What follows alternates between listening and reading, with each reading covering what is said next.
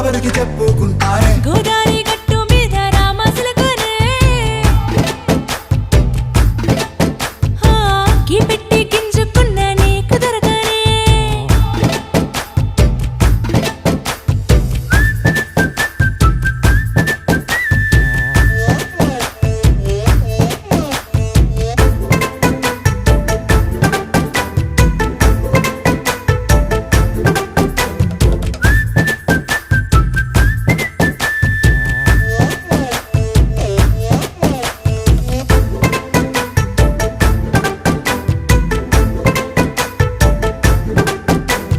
విస్తరి ముందేసి